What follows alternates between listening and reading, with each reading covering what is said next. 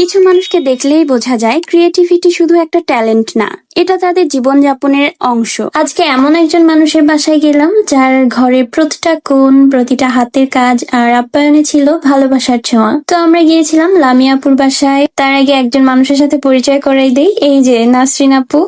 উনি একটু অভিযোগ করেছেন কারণ আমি নাকি সামিরাপুর বাসায় গিয়ে তার গাছগুলো ধরে ধরে ভিডিও করছি, তার ক্রিয়েটিভিটি দেখাইছি, কিন্তু তাদেরটা তো দেখাই নাই। তো আপুকে এই জন্য আমি একটু ধরে ধরে ভিডিও করে দিলাম, যেহেতু তার ক্রিয়েটিভিটি দেখাইতে পারি নাই। সময় একটু থাকলে অবশ্যই আপুর বাসায় যাইতাম এন্ড তার ক্রিয়েটিভিটি গুলো দেখাইতাম। ইনশাল্লাহ পরের বার সেটা দেখাবো। আর একটা কথা না বললেই নয়, আমার আপুর সব ফ্রেন্ডই মাশাআল্লাহ ভীষণ ক্রিয়েটিভ। প্রত্যেকের মধ্যে আলাদা আলাদা ক্রিয়েটিভিটি আছে।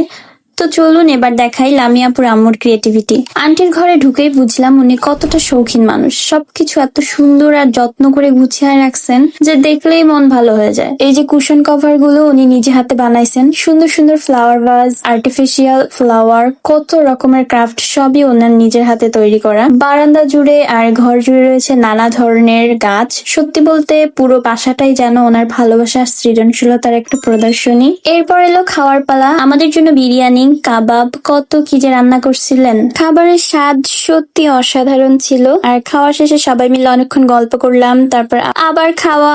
মনে হচ্ছিল সারাদিন একটাই মিশন ছিল, আমাদের পেট ভরে খাওয়ানো। সন্ধ্যায় বের হওয়ার সময় আবার মজার একটা ঘটনা ঘটলো। নাসরিন আপু আর লামিয়া আপু মিলে বেচারি সামিরা আপুকে বললো আমাদেরও ট্রিট দিতে হবে, কারণ ওই দিন তারা ছিল না, আমাদেরকে শুধু খাওয়াইছে আপু। লামিয়া আপু আর নাসরিন আপু ছিল না, যার কারণে তারা আজকে আবার সামিরা আপুকে ধরছে। দেন আপু আর কি করার, সবাইকে আবারও খাওয়ানো হইলো। এভাবেই হাসি, গল্প আর দারুণ কিছু স্মৃতি নিয়ে শেষ হলো আজকের দিন। Thanks for watching. আল্লাহ হাফেজ।